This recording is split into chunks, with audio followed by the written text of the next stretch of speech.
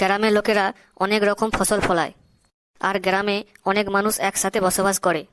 আর যেসব পুরুষেরা বিয়ে করে তাদের সকলের বউ আছে। এরা গিন্নি নামেও পরিচিত। এরা সাজতে খুব ভালোবাসে, এমন ভয়ানক ভাবে সাজে কি বলবো স্যার, দেখলেই ভয় লাগবে। বাড়িতে যা থাকে আটা, ময়দা, ডাল, বেসন। সবাই চুপ, স্যার আসছেন। Good morning sir. Good morning sir. বস বস, তোরা সবাই বস। পড়াটা ধরি, তারপর বুঝতে পারবি মর্নিংটা গুড না ব্যাড। কালকে যেই পড়াগুলো তোরা পারিসনি সেগুলো সব বাড়িতে পড়ে এসছিস তো? না হলে কিন্তু পেঁদিয়ে লাল করে ছাড়বো সবাইকে, এই বলে দিলাম। ঘন্টু রে, তুই কিছু কর না ঘন্টু। আমি আজ কিছু পড়ে আসিনি রে, স্যার কিন্তু পেটে লাল করে দেবে রে। কিছু কর না রে ঘন্টু। আমিও তো কিছু পরে আসিনি, দেখি কি করা যায় স্যারকে। স্যার, স্যার আজকে আপনি এত রেগে আছেন কেন স্যার? ঘন্টু, আজকে ফালতু বকিস না কিন্তু, চুপচাপ বস। তোরা আমার মনটাকে যতই ঘোরাবার চেষ্টা করিস না কেন, কখনোই ঘোরাতে পারবি না। তোরা ভেবেছিলি সব উল্টো পাল্টা প্রশ্ন করে আমার মনটাকে ঘুরিয়ে দিবি, আর আমি পড়া ধরবো না, তোরা ভুল ভেবেছিলি। এই ঘন্টু, তুই দাঁড়াতো, তোকে আগে প্রশ্ন ধরি। কি প্রশ্ন স্যার? বলতো, বুদ্ধিজীবী কাদের বলে? স্যার, যারা বিপদের দিনে বুদ্ধি করে কেটে পড়ে তারাই প্রকৃত বুদ্ধিজীবী। ঠিক বললাম তো স্যার? তোর মাথা, তুই বেঞ্চের উপর দাঁড়িয়ে থাক। এই পচা, তুই বল, WBCS এর পুরো নাম কি?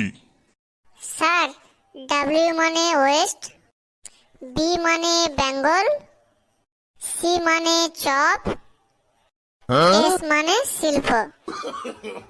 স্যার, ওয়েস্ট বেঙ্গল চপ শিল্প, ঠিক বললাম তো স্যার? আমার এমনি হাই প্রেসার, তুই আর আমার প্রেসার বাড়াস না, তুই চুপচাপ বেঞ্চের উপরে দাঁড়িয়ে থাক। এই নারা, তুই বল, দেশদ্রোহী কাকে বলে? স্যার, আমি শুনেছি যারা দেশি ছেড়ে ইংলিশ খায় তাদের দেশদ্রোহী বলে। দাঁড়া, আজ তোকে স্কুলের শেষে দেশ ছাড়া করব। এই পেঁচি, তুই বল, ভারত আর বাংলাদেশ সম্বন্ধে কি জানিস? স্যার, ভারত থেকে পাকিস্তান হয়েছে, সেই সম্পর্কে পাকিস্তান ভারতের ছেলে, পাকিস্তান থেকে বাংলাদেশ, তাহলে বাংলাদেশ ভারতের নাতি হবে। ঠিক বললাম তো স্যার? ওরে, আমার এমনি হাই প্রেসার, আর প্রেসার বাড়াস না তোরা, না হলে আমি হার্ট ফেল করে যাব এবার। স্যার, আমি আবার বসবো? আমার পা দুটো কেমন ঝিনঝিন করছে। আমার এই প্রশ্নটার উত্তর দিতে পারলে তুই বসতে পারবি। কি প্রশ্ন স্যার, তাড়াতাড়ি বলুন। শিক্ষকদের স্থান কোথায়?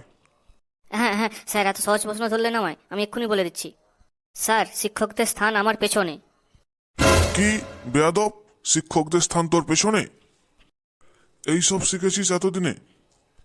কেন স্যার, আমার বাবা তো প্রায় বলে তোর পেছনে এত মাস্টার লাগালাম, তবুও তুই পাস করলি না। বেয়াদব, তুই দাঁড়িয়েই থাক। এই নাড়া, কালকে যে রচনাটা পড়ে আসতে বলেছিলাম, পড়ে এসছিস তো? না স্যার, পড়ে আসতে পারিনি। কেন পড়ে আসতে পারিসনি? আমার বাবা মায়ের জন্য। কেন, তোর বাবা মা তোকে পড়তে বারণ করেছে?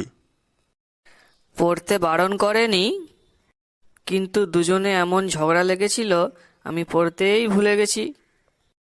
তোর বাবা মা কি এমন ঝগড়া করছিল যে তুই পড়তেই ভুলে গেছিস? আর বলবেন না স্যার, সব আমার বাবার দোষ।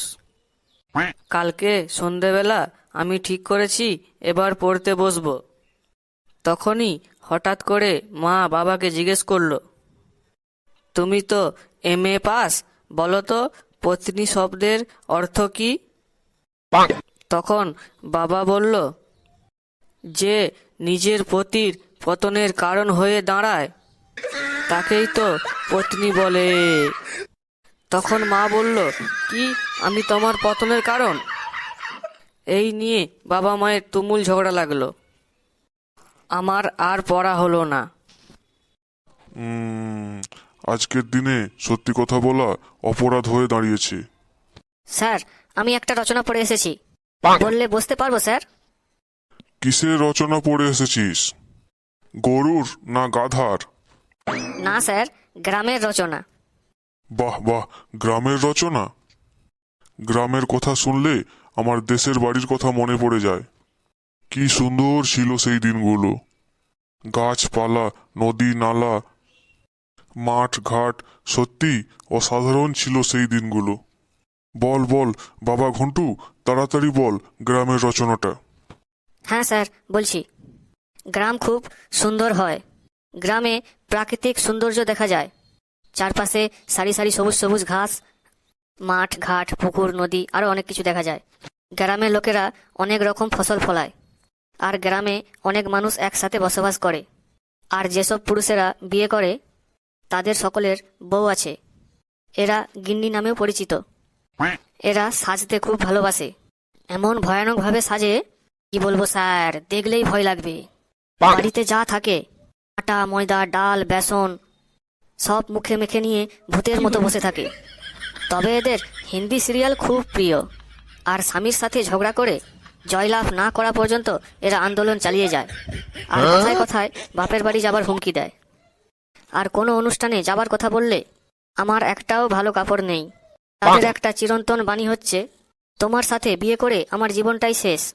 আমার জন্য কত ডাক্তার ইঞ্জিনিয়ার এসেছিল, শেষমেশ তোমার মতো একটা গাধার সাথে আমার বাবা বিয়ে দিয়েছে। তারপর কেঁদে কেঁদে স্বামীর 12টা বাজিয়ে দেয়। আর নারী নির্যাতনের হুমকি তো আছেই। স্যার, কেমন লাগলো গ্রাম নিয়ে রচনাটা? থাম থাম বাবা ঘন্টু, এবার তুই থাম, না হলে বাড়ি গিয়ে আমার আর ভাত পাওয়া যাবে না। তবে আজকে তুই যে রচনাটা বলেছিস আমার খুব পছন্দ হয়েছে, খুব ভালো বলেছিস। আজকের মতো ক্লাস এখানেই সমাপ্ত। বন্ধুরা, ভিডিওটি কেমন লাগলো অবশ্যই জানাবেন। আপনারা হাসতে থাকুন, সুস্থ থাকুন। যত বেশি হাসবেন তত বেশি সুস্থ থাকবেন। আবার দেখা হবে পরের ভিডিওতে। ধন্যবাদ।